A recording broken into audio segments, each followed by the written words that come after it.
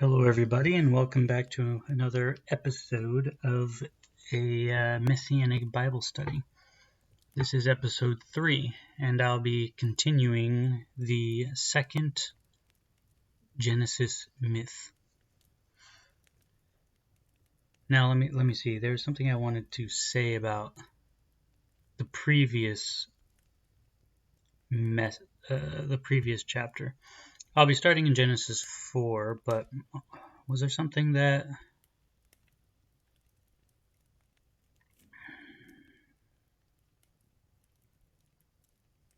I don't remember?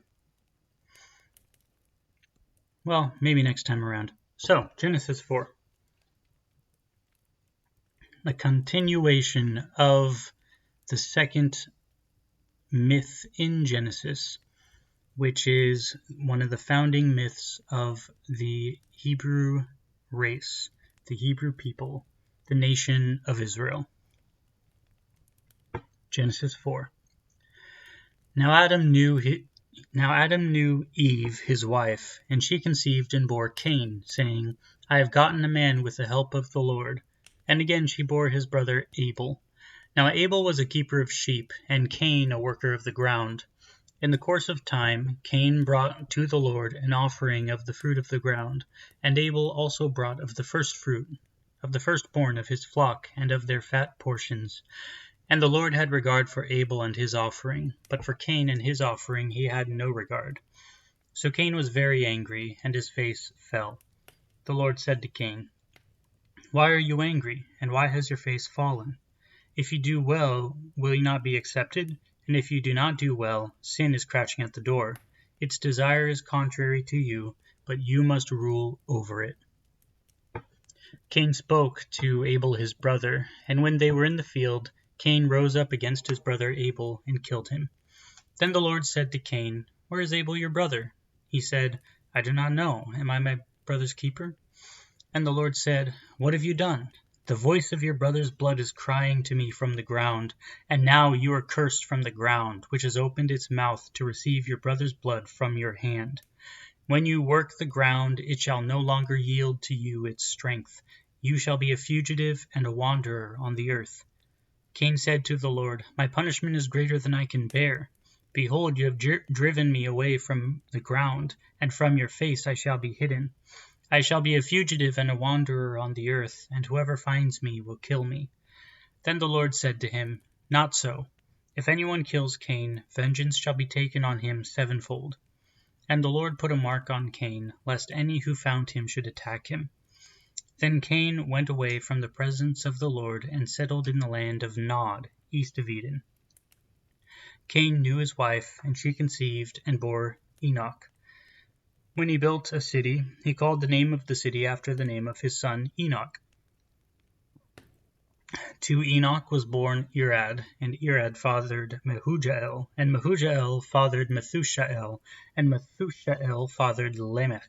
And Lamech took 2 wives. The name of the one was Adah, and the name of the other Zillah. Adah bore Jabal. He was the father of those who dwell in tents and have livestock. His brother's name was Jubal. He was the father of all those who play the lyre and pipe. Zillah bore Tubal-Cain. He was the forger of all instruments of bronze and iron. The sister of Tubal-Cain was Naamah. Lamech said to his wives, Adah and Zillah, hear my voice. You wives of Lamech, listen to what I say. I have killed a man for wounding me, a young man for striking me. If Cain's revenge is sevenfold, then Lamech's is 77-fold. And Adam knew his wife again, and she bore a son, and called his name Seth. For she said, God has appointed for me another offspring instead of Abel, for Cain killed him. To Seth also a son was born, and he called his name Enosh. At that time people began to call upon the name of the Lord.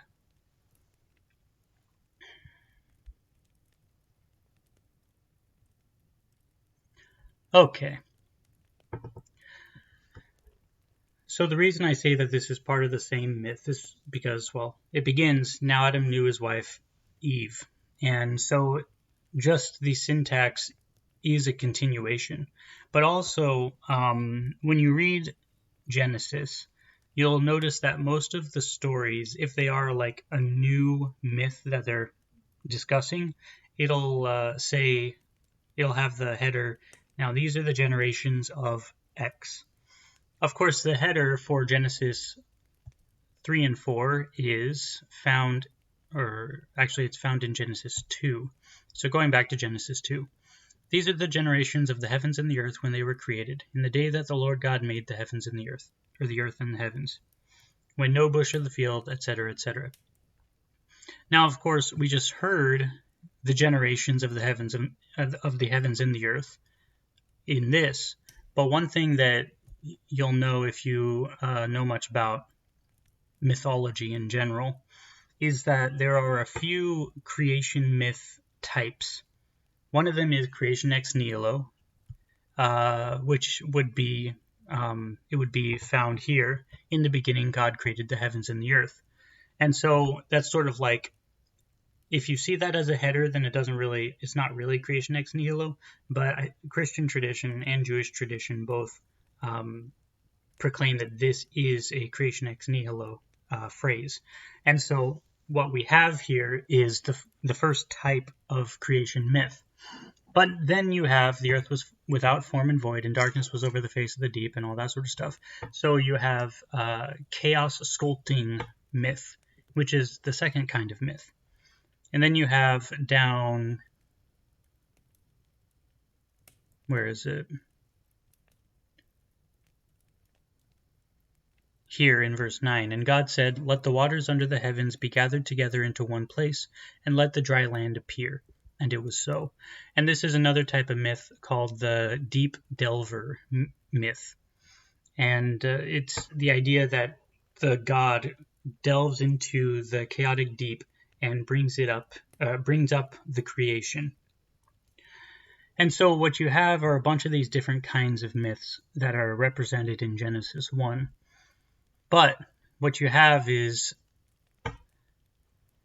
these are the generations of the heavens and the earth when they were created, in the day that the Lord God had made the earth and the heavens.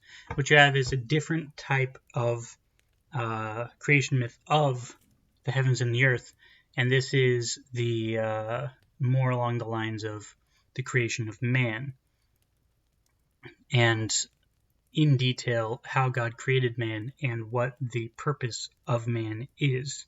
And so we learn a lot about what that is. And we learned, of course, in Genesis 2 that God gave man a choice, life or death. In Genesis 3, we see that they chose death. And in Genesis 4, we see, at least for Eve, or Chava, we see that this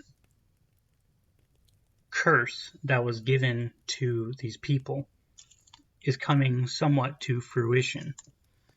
Adam knew Eve, his wife, and she conceived and bore Cain. And then Cain, he goes and kills Abel. Now, one of the interpretations of the curse on Eve, in pain that you will bear children, one of the interpretations of that is that it's not really the pain of the birth canal, but it's more that as you raise up children, you will see a lot of them die. And so you will feel sorrow because you connect to that child on a spiritual level, no matter if it dies at 8 days, 2 years, or 30 years. In every instance, you do have some sort of connection to the child. And so because death has entered into the world and because death has become so pervasive, what you see is the sorrow of the woman as representing her curse. But you also see the beginnings of the sorrow for the man as well, although it doesn't say anything about Adam specifically. What you do see are Adam's children, Cain and Abel, and both of them are taking on the responsibility of what Adam has started in terms of how he is beginning civilization. In the first instance, Adam creates a field, and it's an agrarian society. He is a farmer. But in the second instance, he is starting a shepherding sort of business.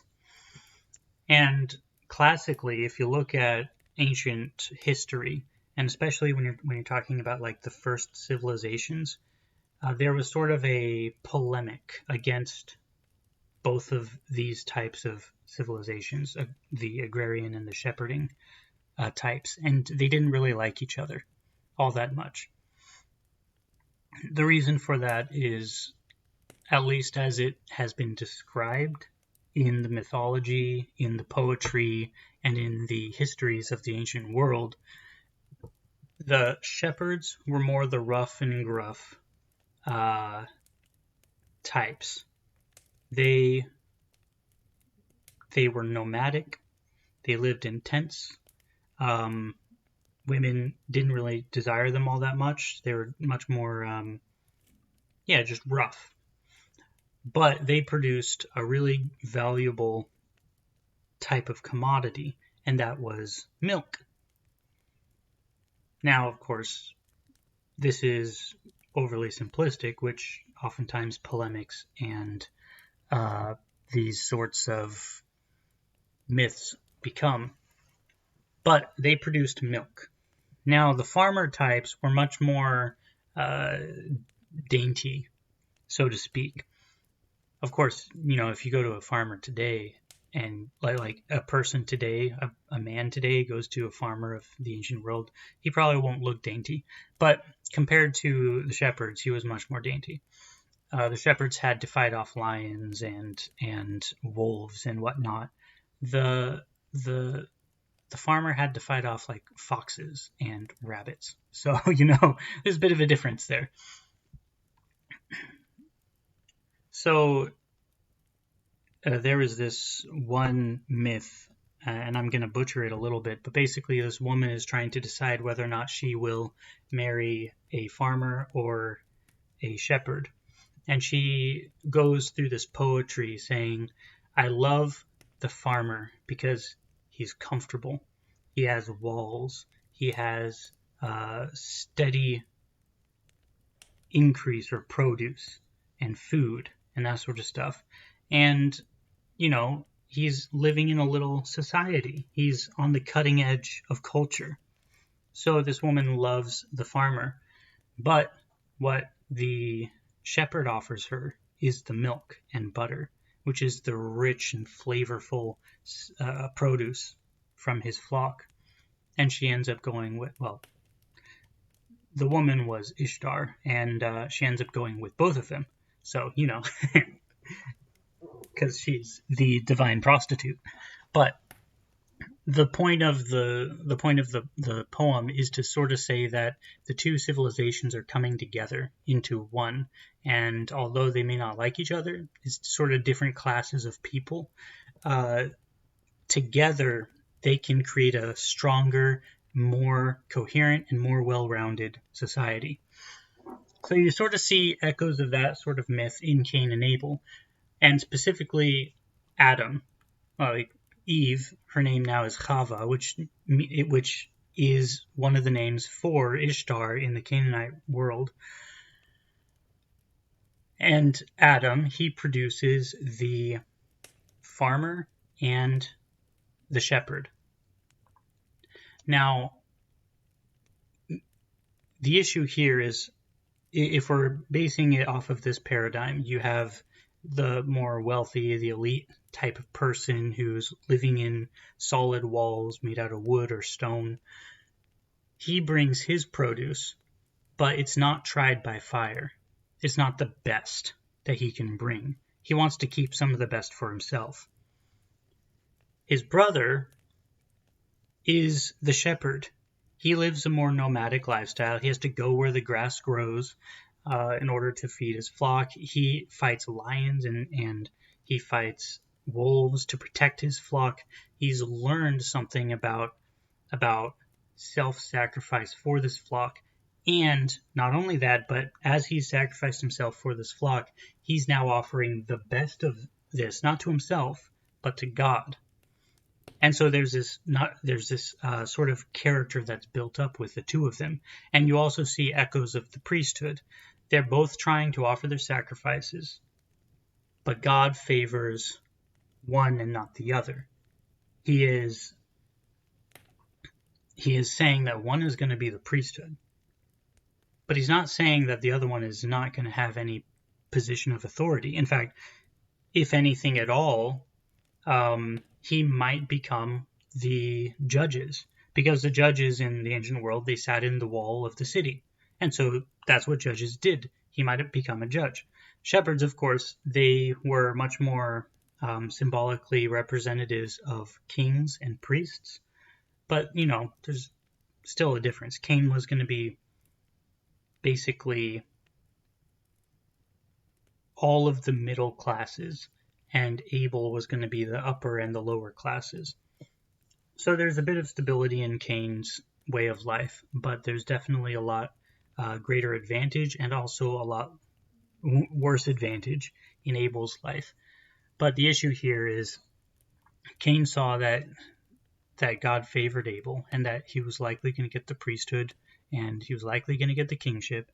And Cain, being the firstborn, he doesn't want this because he's like, well, I'm supposed to get the kingship just by birthright. I'm supposed to be the ruler of this clan. And so, what's up, God? Why are you going to be switching it up like this? And God says, well, I'm ultimately the sovereign here. I can choose who I want to be my representative on earth, and you have a bit of sin in your life. You have a bit of pride. You need to humble yourself.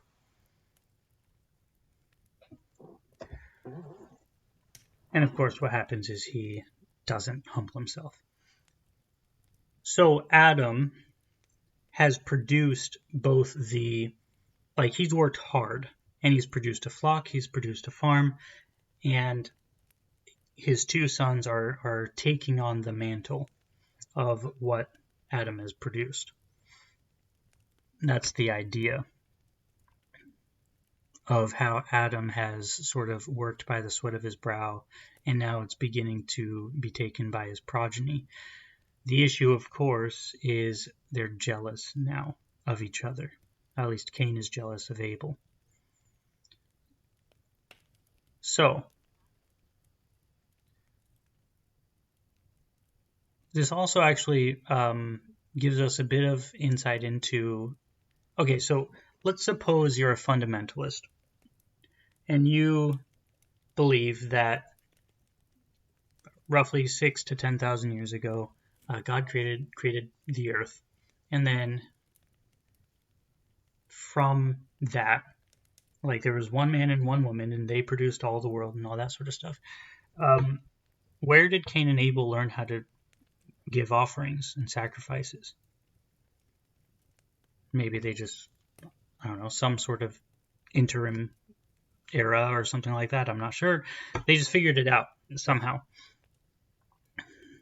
Well, if you believe that, then you have to also believe that there's some sort of, actually, as I was a fundamentalist at one point, the belief was that God had downloaded all important knowledge onto these people, and they're the most intelligent people in the world. Which means if they're doing this, then they understand that they know how offerings work, they know how sacrifices work. The problem is, they're not the inventors of this. If anybody was downloaded this information, it would have been Adam who taught them how to do it. But if Adam knew how to sacrifice, then the question is, why did he need that information?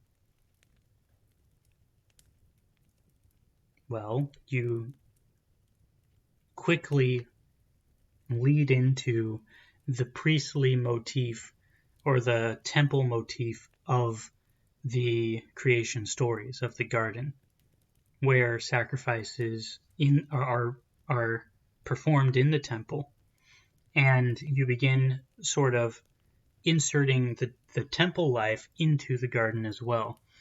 So, I mean, sacrifices being this early on is actually a bit of a conundrum if you want to read the myths in a more literal way. But if you don't read them in a more literal way and you read it in a more mythological way, as I am, it still points to a temple myth.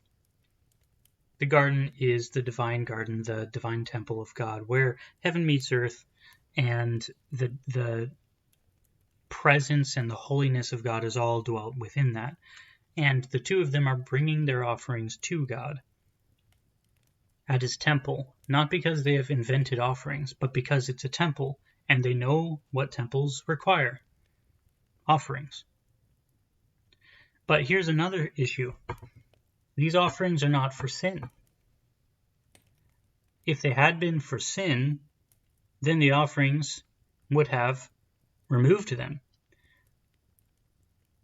But sin crouches at the door. In fact, these offerings were done entirely separate from sin. And that's actually the case for most of the sacrificial system anyway, is they had absolutely nothing to do with sin, unless they were a sin offering or a guilt offering, which you can make the case that maybe those were associated with sin. But in the vast majority of cases, sacrifices were not for sin. You have the Thanksgiving offering, you have the free will offering, you have the general burnt offering, you have the offerings during the festivals, you have the daily offering. And there are specific and explicit instances where the law will tell you that a particular offering is for sin, but if it's not, then the assumption is, or if it doesn't say that it's for sin, the assumption is it's not for sin. It's for something else. And this is one such offering. The offering, it does not say explicitly that it is for sin, but it is, you could possibly, if you wanted to categorize it, say that it is a free will offering. Or, more specifically, because the Lord has regard for one of them and not the other, it is potentially the inauguration of a covenant that they're trying to do. And of course, I actually don't think that is the case, but that's one of the possibilities. You see, there were a variety of types of sacrifices and categories of sacrifices in the ancient world, and it's important not to commit a category error just because we're not familiar with the vast majority of categories, which that becomes important if you read later books like Hebrews, for instance. The question becomes, what type of sacrifice was Jesus' sacrifice? Was it like the daily sacrifices? Was it like the annual sin offerings? Was it like a covenant inaugurating sin offering? And those sorts of questions become relevant because if you want total congruence between the whole Bible, then you can't let it contradict itself. And if it doesn't contradict itself, then of course you've done your job, but you have to understand what the categories of sacrifices are in order to get it to not contradict itself. In other words, you have to put yourself into the shoes of the people at the time. Cain and Abel were not trying to get back into the Garden of Eden. They were not trying to repent of their sins. It doesn't say that. But the sin came after.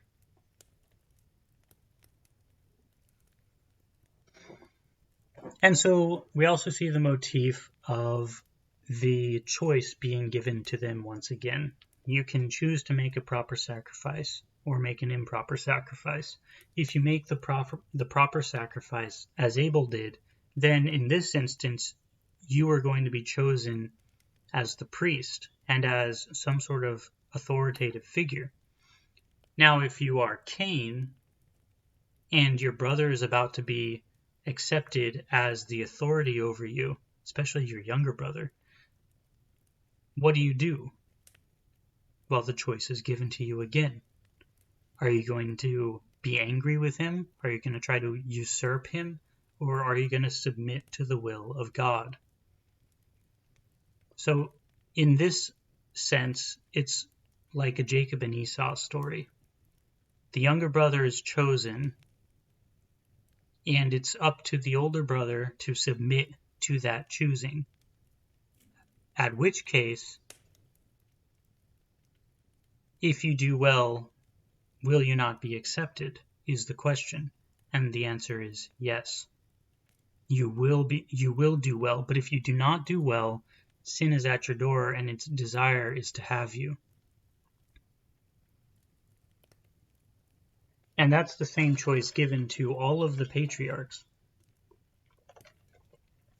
It's the choice given to Ishmael, to Esau, to Reuben and Levi and Simeon. It's given to so many of these people. It's given to David's brothers and all of them.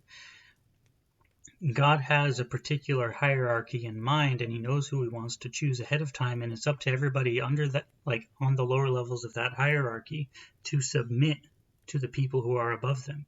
It's their responsibility, and that's what the story of Cain and Abel, at least with regard to this specific telling, is about. So we see that Cain chose to do not well. Not only did he choose not to do well, but he chose to do something that is so not well that God has to cast him out of the land. So Eve loses both her sons in one day. So God says, "What have you done? The voice of your brother's blood is crying to me from the ground, and now you are cursed from the ground, which has opened its mouth to receive your brother's blood from your hand." So he gets a further curse. And this actually begins another sort of lineage motif. So in the ancient world, it was a patrilineal sort of system. And it was really important that you married within your tribe and you not marry outside of your tribe unless the person outside of the tribe is going to accept full acceptance into the new tribe. So the nation of Israel, they were not to marry non-Israelites unless the non-Israelites accepted the God of Israel and accepted the people as their own. And that's part of the reason. And this myth explains almost the origins, a little bit of the origins of that. And we'll see after the, like during the flood myth, the reason for the severity of the command of marrying within your tribe. But we'll get to that one later. But we see that at the beginning of every selection of God, well, of course, God makes the choice, and he gives both of the people the opportunity to accept the choice that God has made. And if they don't, then, well, first of all, the choice became obvious as to why it was done, but also the person becomes castigated and outcast.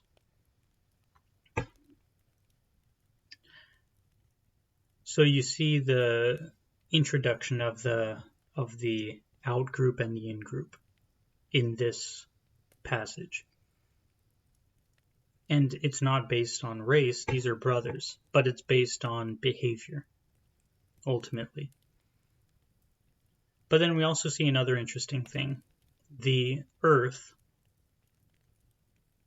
the ground, is anthropomorphized as accepting the blood of the brother, and the blood is crying out from the ground. And now the ground has the choice to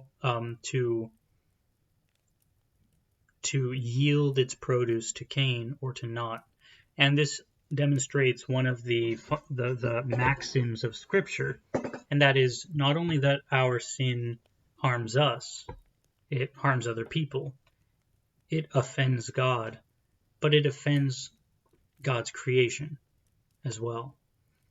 And so you see all throughout Scripture, God talks about the ground as if like, if you do not let the land rest, then it'll eventually spew you out. Almost like God saying, I don't even have to do anything, but the earth itself will kick you out of it. Now, of course, if the earth delays, I will kick you out of it because it's my earth, but I don't even have to do anything. The earth will do it. And so we need to understand, the environmentalists and all of them, they think that we should take care of the earth, and they're right about that, but they misunderstand to some degree, what taking care of the earth is. Yeah, we have to cultivate it properly, but also sin corrupts the earth. And in order to take care of the world, we need to live righteous lives as well. So Cain says, my punishment is greater than I can bear. I've been kicked out and all of that sort of stuff. And I'm hidden from your face. Then he says, whoever finds me will kill me. So Cain is basically, he has to become what Abel was, that is, a shepherd. He cannot be a farmer anymore. However, even though he is a shepherd and he's a wanderer and a vagabond, he eventually does build a city. He builds the first civilization. And then you see an interesting story. Lamech took 2 wives. And you see the progression of civilization. One of them dwelt in tents, so you see the shepherd lifestyle again, and had livestock. And then his brother was the ones that play the lyre and the pipe, and so that's more of the city life sort of people. They like the nightlife, the clubs, and all that sort of stuff, so to speak, whatever clubs were at the time. And then you had Tubal-Cain, the forger of instruments of bronze and iron, who, of course, bronze and iron, they were able to make war with other people. And so you see like an extension of the violence of Cain starts trickling down into the other people. You have some people who take on the characteristics of Abel, going out and becoming the herder of flocks. Some people who take on the characteristics of Cain, liking the nightlife, liking the music and the revelry. And then you have some people who take on the latest characteristics of Cain, the violence.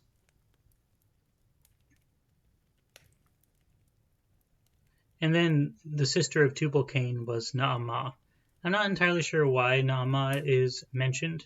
That's a study for a different time, but I'm sure it's important. So then Lamech continues the violence by killing a person for wounding him. Now, this normally is supposed to be, okay, so self-defense. Someone wounds you, like they're attacking you. The Bible makes it clear that you can inflict harm on somebody who is attempting to harm you. But Lamech takes it a little further. He sees God's mercy on Cain as a sort of precedent, and he's not supposed to. So it goes into the misunderstanding of what God's words actually mean. And he attempts to justify himself in this instance, when he shouldn't be attempting to justify himself. Although, he's justified in killing someone who's trying to harm him, he should not try to make a law out of this. And so he says, if Cain, killing his brother, will be avenged 7-fold, then me, I killed someone in a much more justified manner, I'll be avenged 77-fold. When Cain should have died, Cain deserved the death penalty. According to God's law, God showed mercy on him. And now Lamech is using it for his own benefit. And that's one of the issues of a fallen people. And that is also the end of the second creation account. That is, the heavens and the earth, when they were created. It began with, when no bush of the field was yet in the land, and no small plant of the field had yet sprung up, for the Lord God had not caused it to rain on the land. And there was no man to work the ground. There was no civilization yet. It ends with civilization being created, but as God gave man the choice between life and death, man chose death. And then God gave the next generation the same choice. And one of them chose life and one chose death, and the one that chose death decided to choose death for the one who chose life. And it spiraled out of control down to the very last part where at that time people began to call upon the name of the Lord because of the violence that was spreading. And that's the second creation account.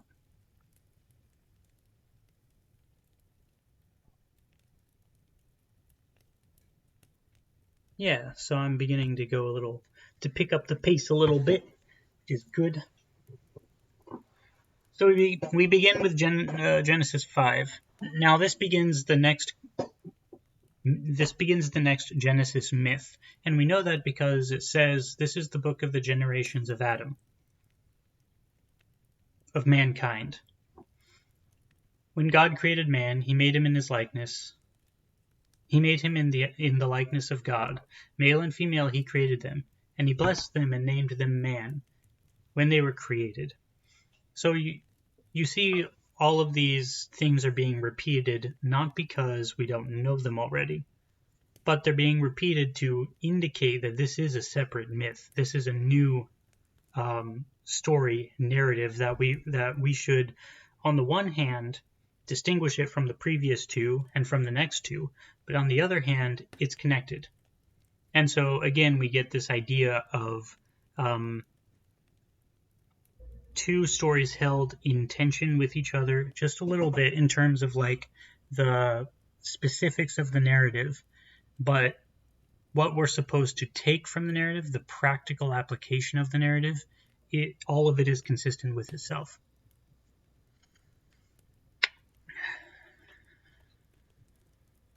Okay. When Adam had lived 130 years, he fathered a son in his own likeness, after his image, and named him Seth. The days of Adam after he fathered Seth were 800 years, and he had other sons and daughters. Thus all the days that Adam lived were 930 years, and he died. When Seth had lived 105 years, he fathered Enosh. Seth lived after he fathered Enosh 807 years, and had other sons and daughters. Thus all the days of Seth were 912 years, and he died. When Enosh had lived 90 years, he fathered Kenan. Enosh lived after he fathered Kenan 815 years, and had other sons and daughters. Thus all the days of Enosh were 905 years, and he died. When Kenan had lived 70 years, he fathered Mahalalel. Kenan lived after he fathered Mahalalel 840 years, and had other sons and daughters. Thus all the days of Kenan were 910 years, and he died. When Mahalalel had lived 65 years, he fathered Jared.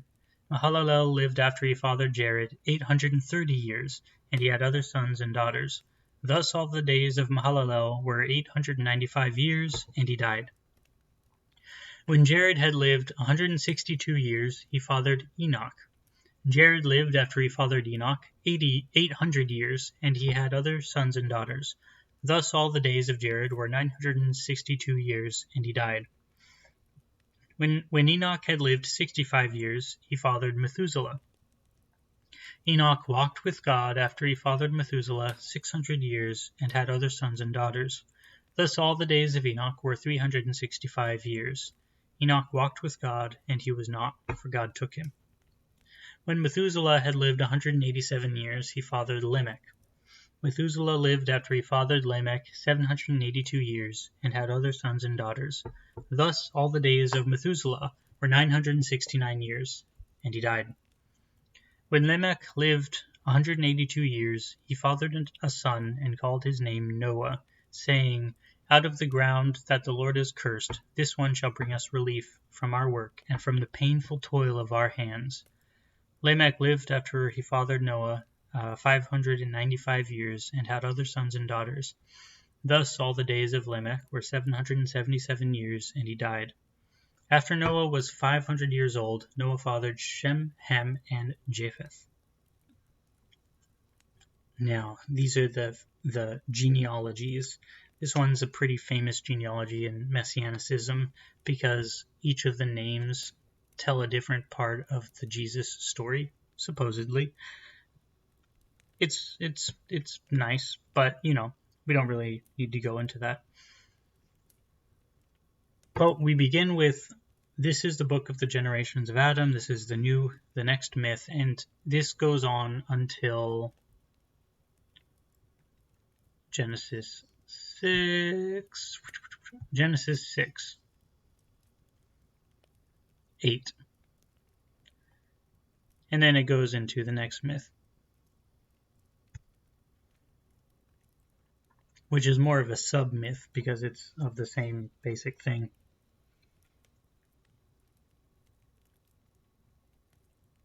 So what do we get from the very beginning? Okay, so this is the book of the generations of Adam. When God created man, he created him in the likeness of God. So again, we get this idea of man being in the likeness of God. He's in the image of God. God is the one that dwells within man, and man is the only person, the only entity that can house the presence of God. Therefore, when you look at an idol, when you look at anything that you think is physical that houses the likeness or the presence of God, you're wrong. That's the whole point of that line there. It's man that you need to clothe and feed and all of that in order to be like you're clothing and feeding God. It's not some picture of something. He says male and female, he created them. So in the previous myth, we get sort of the hierarchical structure of the family. Man is the head of the household, and female is still the secondary head, because then you have the children. The female is not on the same rank as the children, but she's not on the same rank as the husband either.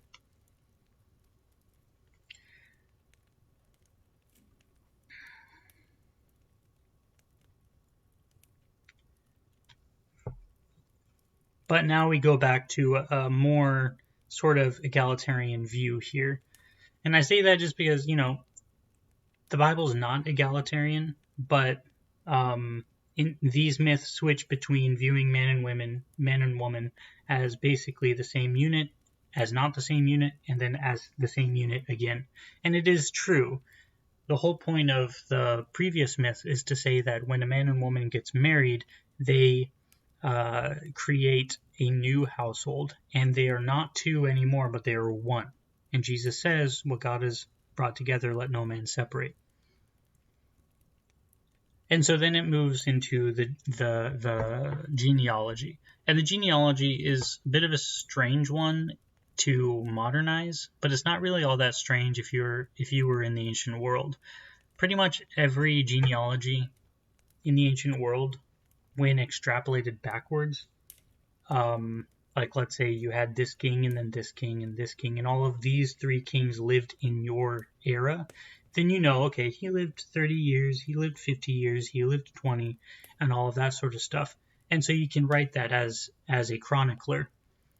But as you extrapolate backwards and you begin getting into the more murky areas of history, at least history as it pertains to your civilization, then a lot of times you don't really know exactly when your civilization began. And so you get like these fantastic lifespans of like this golden age and like a mythical civilization where all the kings lived 1,000 years and all that. And you get that in almost every civilization. And especially before the flood, because the flood was seen as God's judgment on man, and then the limitation of man. It's one of the further limitations of man, and the indications that God has basically, he gave them a choice, they made the wrong choice, and they did evil, and so God limited them. And that's the idea in all those other myths. The same thing is happening here. Whether or not you believe these people actually lived that long, it's not really the point. The point is that this is the before flood era where man they lived a lot longer. It was like this golden age. It was like paradise. They had so much more time to get things right. But then what happens? They don't.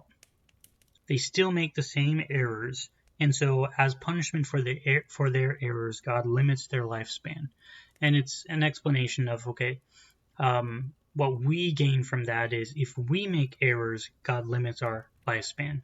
He begins to take our sin, and just like we know about Cain, he was sent out of his land, and he would have died young had not God placed that mark on him. So it's the same thing here. When we sin, we might have planned for us 900 years to live, but because we sin, God diminishes that lifespan more and more. And in the end, God sets a limit of 120 years. But not yet. We're not there yet. And so you have all of these different people. They lived. You have Enoch here. Now, there's a bit of a debate about what it means for Enoch to walk with God, and he was not, for God took him. I think the narrative is trying to say that God sort of just like snatched him into the air and made him a quasi-angel, so to speak, which is pretty normal for people to believe in those days.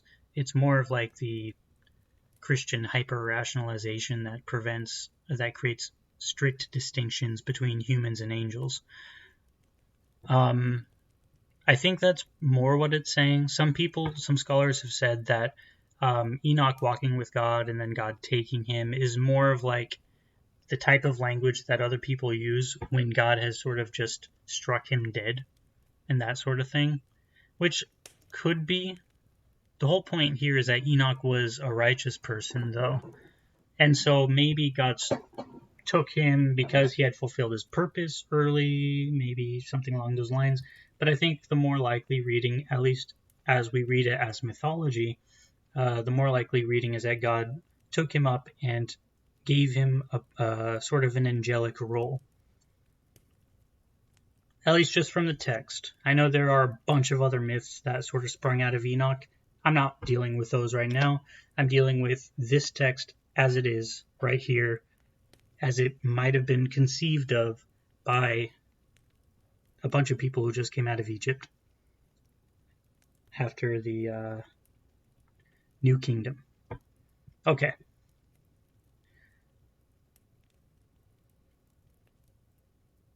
So, now we see something that Lamech says. Out of the ground that the Lord has cursed, this one shall bring us relief from our work and from the painful toil of our hands. So we go back to what God said to man, like, by the sweat of your brow you're going to be working and all of that sort of stuff. Now, Lamech interprets this as being the sweat of your brow you're working. It's sort of like the fearful sweat, because you're working and anybody can take it away through violence or thievery.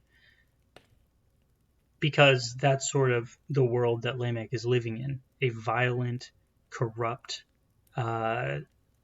society where anybody is just going to take his stuff, so to speak. Nobody respects private property. Nobody respects anything. And so he's saying, out of the ground that the Lord has cursed, this one shall bring us relief from our work and from the painful toil of our hands. Noah, he's saying Noah is going to bring relief to the people. Now, he doesn't really know what that relief looks like, but he's about to find out, because if you do some sort of genealogy trickery or whatever, Lamech dies the year of the flood, and so there's no real telling about how much Lamech actually understood about what he was saying regarding Noah. And so we continue in the next chapter to continue this particular myth. When man began to multiply on the face of the land, and daughters were born to them, the sons of God saw that the daughters of men were attractive, and they took their wives, any they chose. Then the Lord said, My spirit shall not abide in man forever, for he is flesh. His days shall be 120 years. The Nephilim were on the earth in those days, and also afterward, when the sons of God came in to the daughters of men, and they bore children to them. These were the mighty men who were of old, the men of renown. The Lord saw that the wickedness of man was great in the earth, and that every intention of the thoughts of his heart was only evil continually. And the Lord regretted that he had made man on the earth, and it grieved him to his heart.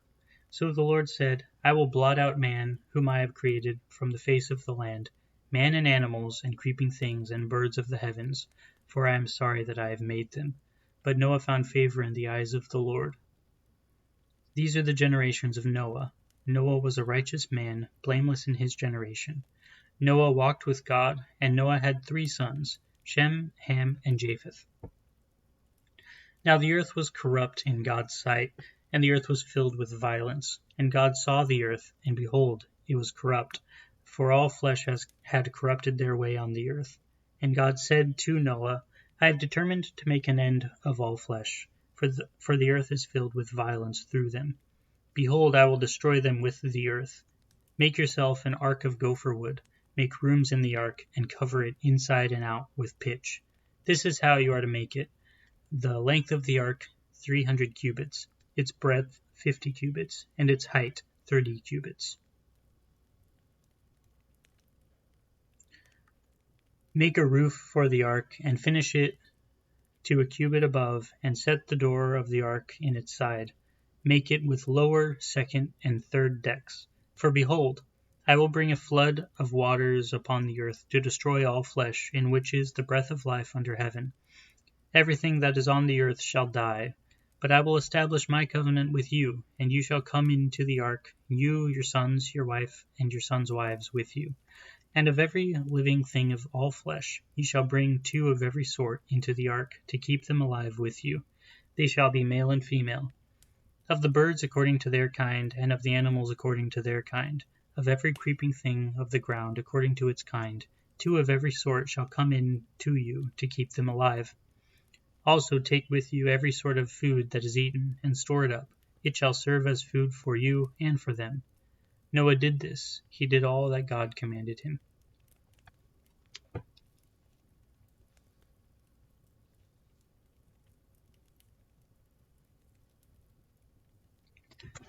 Okay, so the continuation of the Adam story. Remember, this is the myth of Adam, of mankind. And we see that as man corrupts its ways, God, through a human, brings somebody who is going to be the savior of these people. Now, the ultimate actor of the saving is God, but he saves the people through Noah. And he saves mankind. So this is these are the generations of Adam, of mankind. And that's what it's saying. Now the issue here in Genesis 6, we have a pretty strange interpretation of what's going on here. But also it's not all that strange if you read it in the context of the ancient world. It was pretty common for like gods to come down and try to copulate with humans who were particularly beautiful and whatnot. The story of Narcissus comes to mind.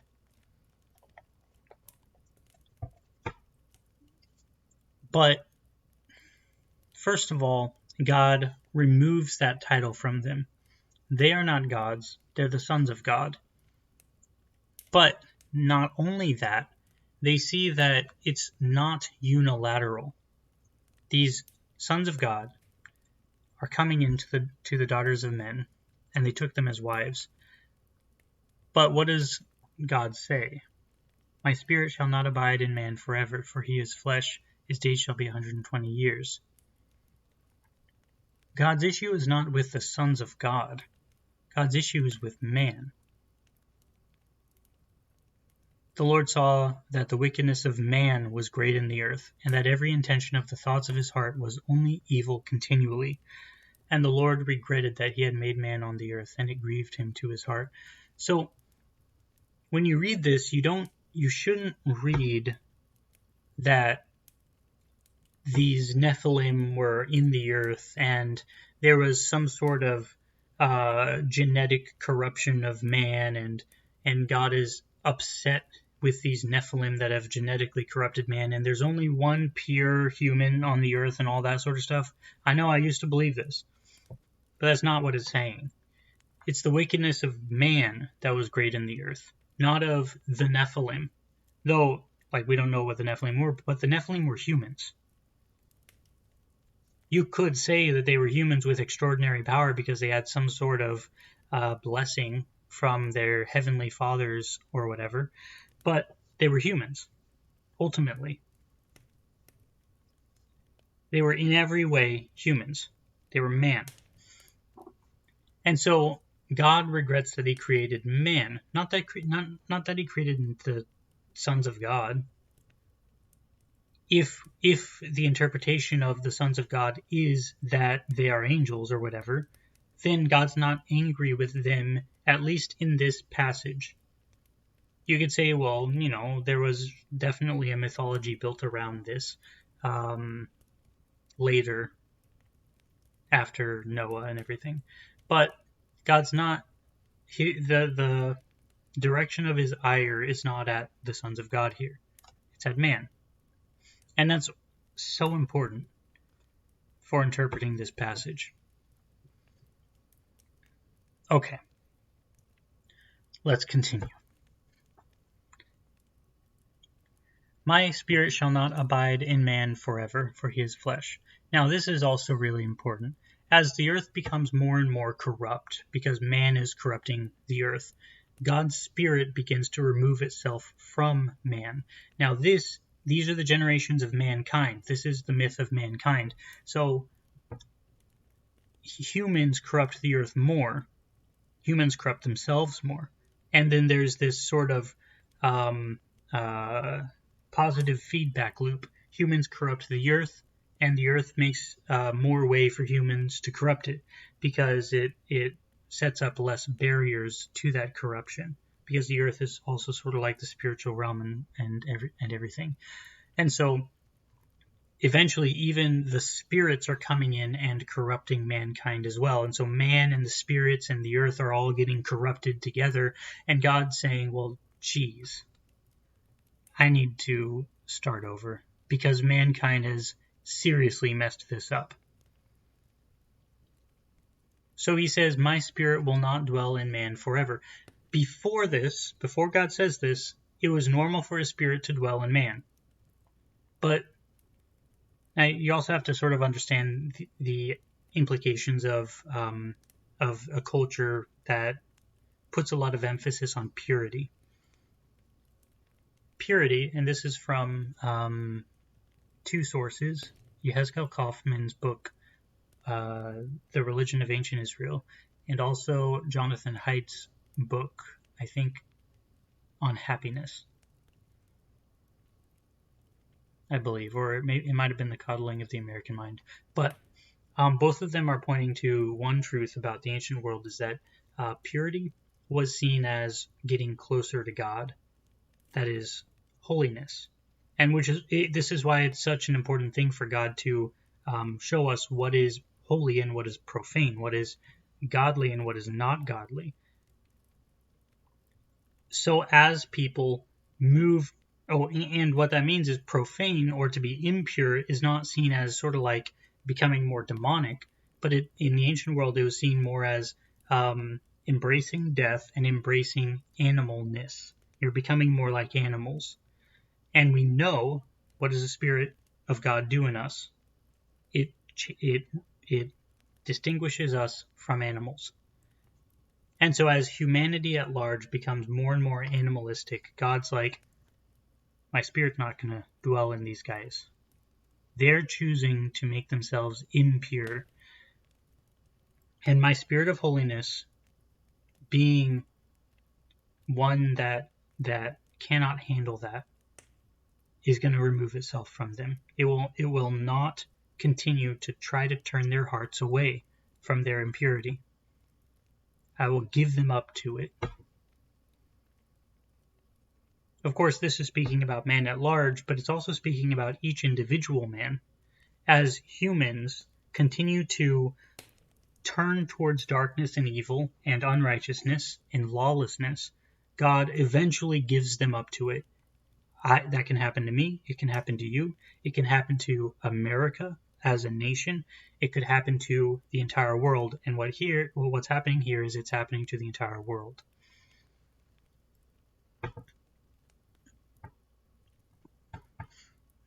And again, you see this idea of self-aggrandizement occurring. The same issue that was happening with the trees in the garden. Humans are attempting to lift themselves up above God. So God saw the wickedness of man, that it was great, and that every intention of the thoughts of his heart was evil continually. So the Lord said, I will blot out man, whom I have created from the face of the land, man and animals and creeping things and birds of the heavens, for I am sorry that I have made them. But Noah found favor in the eyes of the Lord. Oh, one more thing. My spirit shall not abide in man forever. What that's telling us is... Actually, I'm not going to comment on that because I don't know what the Hebrew says. Hang on, actually. Typically, when we are thinking about the Spirit indwelling people, it's a bit of there's a bit of a language barrier there. So, like, I hear, for instance, here it is.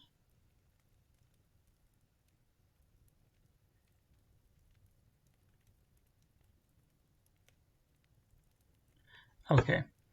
Vayomer Hashem lo yadon ruachi ba-adam. So, in for the leolam. Okay, so, yeah, the idea is to be in, or to dwell in, or something along those lines. In the Hebrew, the concept of dwelling within man and the concept of dwelling on top of or around or all of that sort of stuff, it's really all pretty much the same concept. They are interchangeable. When you get into the Greek and the Septuagint and the New Testament, you sort of see this, because in the Masoretic text, it'll say, and the Spirit of God rested upon him, or the Spirit of God came upon him, or something along those lines. And then in the Septuagint, it'll actually switch between those two. It might say the Spirit of God was on them, on top of them, or the Spirit of God was in them. And so the concept is related. And that's important because there's this idea that the Spirit of God didn't dwell in people until Christ died. But that's just not even true if you read the New Testament, because the Spirit of God dwelt in Elizabeth, the Spirit of God dwelt in all of the people that came to talk to or to bless Christ when they were in the temple. The Spirit of God was in Mary, in Joseph, in Zechariah. It was in all these people. And then when you read in the Old Testament in the Septuagint, the Spirit of God dwells in a bunch of people as well. I actually started a list about that specific idea. But this demonstrates, my spirit shall not dwell in man forever. That is, the basic or the default position of man when he's born is that the Spirit of God is in him to some degree, because the Spirit of God distinguishes him from animals. And I view it in sort of the Wesleyan way of prevenient grace. There is a prevenient spirit that within man that can push him towards God and sort of reunite with God when the person becomes saved. But it's about as strong as man's animal nature. So his animal nature, his flesh, pushes him to become more animalistic, more fleshly. And the Spirit pushes him to be more spiritual, more godly. And he has to make a choice between life and death. Every single person does. We're seeing this theme throughout the Bible so far. And it's the same thing here. And humanity chose death, and so they get death. But Noah chose life. He found favor in the eyes of the Lord. And it says these are the generations of Noah. So we get the next myth, but this is a myth within a myth, so to speak. As the previous myth was a myth about mankind, this one is sort of, it's just connected to the previous one. Of course, they're all connected, but this one is particularly connected.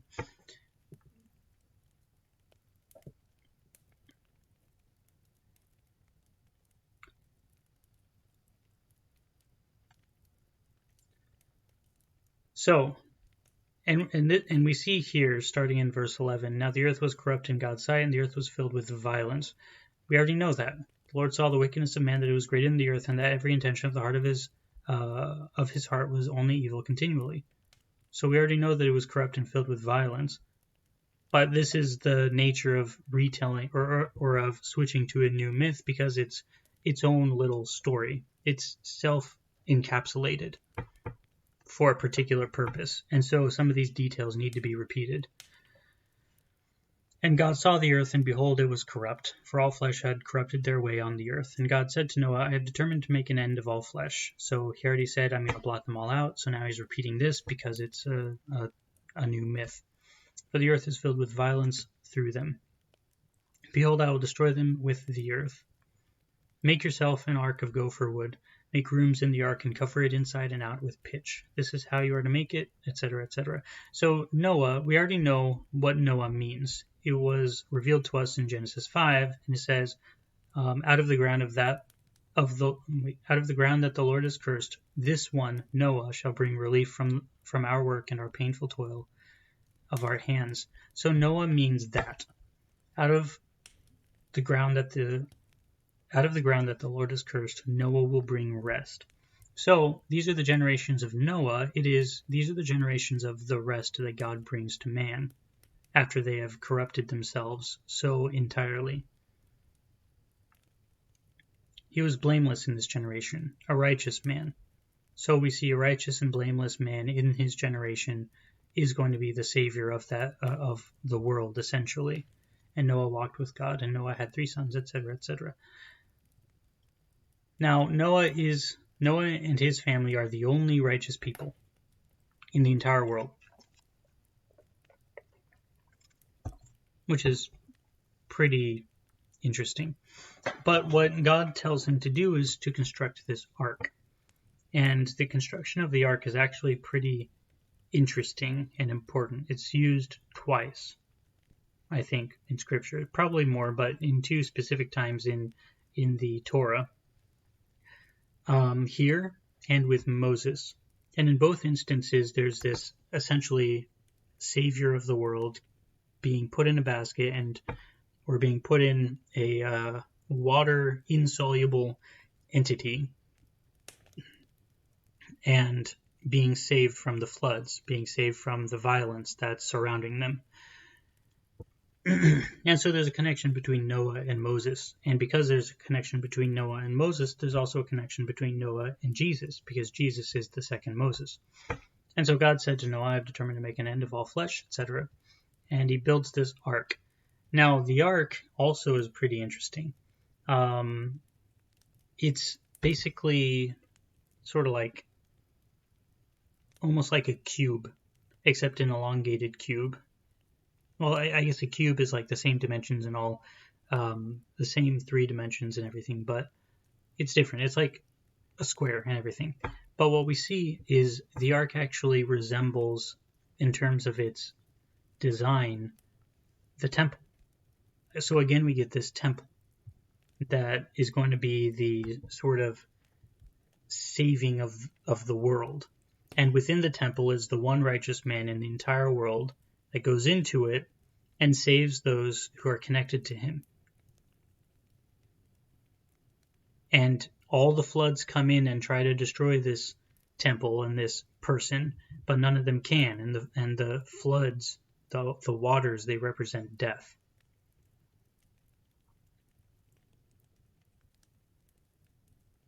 And we know that because the waters are coming to destroy all flesh, in which is the breath of life. So the waters are death. But the death cannot overcome this temple that is made out of just simple materials, but is made by a very specific type of person, a righteous person. And God says, I will establish my covenant with you, and you shall come into the ark, you, your sons, your wife, and your sons' wives with you. And this covenant is going to be not only on him, but everyone who follows him. And so we see these sort of covenants that begin getting stacked on top of each other as well. Okay. Noah did this. And Noah did this. He did all that God had commanded him. So Noah chose life. Everyone else chose death and violence, and Noah chose life, and that's the same motif. Now let me see. I think I will end there.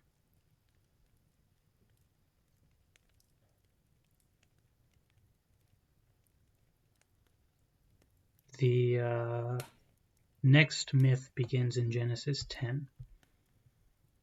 So we're in Genesis 7. So when you choose life, because these are there is the generations of the heavens and the earth, and there's the generations of man, then there's the generations of the rest that man receives after being cursed by God and living in this cursed world and everything. We see that God continually gives us a choice between life and death. Mankind makes the choice of death, and it eventually continues to corrupt itself and make itself more like an animal than like God.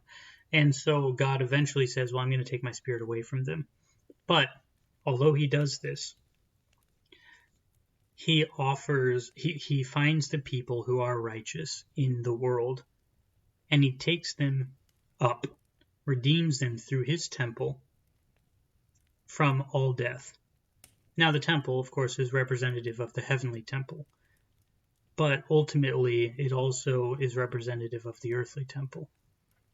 And so this is not only was the Cain and Abel story the beginning of like the sacrifices, but this is a continuation of more of the structured sacrifices. The impurity and the animalisticness that mankind has made itself become has become you've been given an out, and that out is the sacrificial system on one side, but also God's grace on the other side. And so how do we become less animalistic? Well, the sacrifices cleanses the flesh, which is what Hebrews says. So the physical part of us becomes cleansed by physical sacrifices. But what about the spiritual part of us? That gets cleansed by spiritual sacrifices, by God's grace, by our own obedience. It said at the end there, Noah obeyed the commandment of the Lord. So our obedience to God's commandments, our faith in God, our trust in him, and our relationship with him. Now, this is why the sacrifices are like of a different category than Jesus' sacrifice, because Jesus' sacrifice was a spiritual sacrifice. It was not a physical sacrifice. Because human sacrifice is not good in the Bible. It's a bad thing. But the sacrifice of yourself for your kin is a good thing. It's revered. And so Jesus, coming in the flesh and representing humanity and giving himself as the offering, the payment for the debt of sin that was required in order to redeem us from our own sin in the old covenant, he was able to bring in the new covenant for us, removing the sin from us through his death and entering us into the new covenant through his life. Now, of course, the new covenant doesn't contradict the old covenant. Like the same regulations apply, but we see this separation of us from the sins and the regulations held against us, and our slavery to sin, and then our changing of our heart to be obedient to Christ in the new covenant, and the regulations that he gives us, and he gives us the power to obey.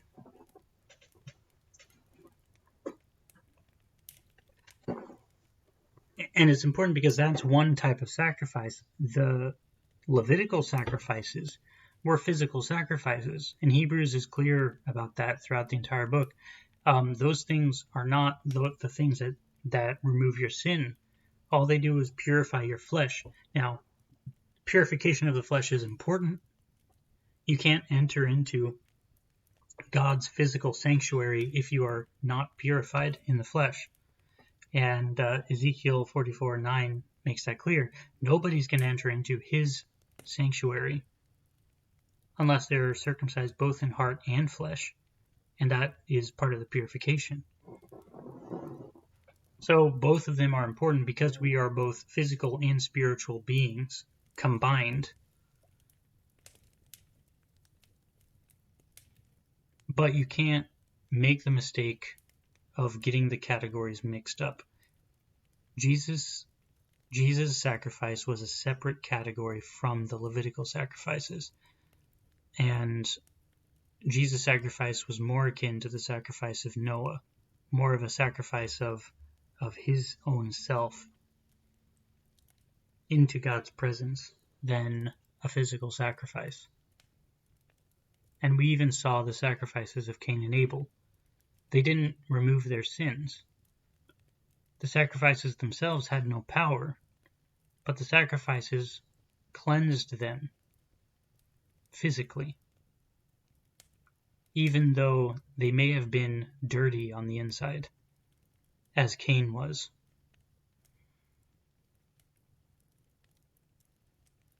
And so that's the myth of man and the myth of the rest that God has given man.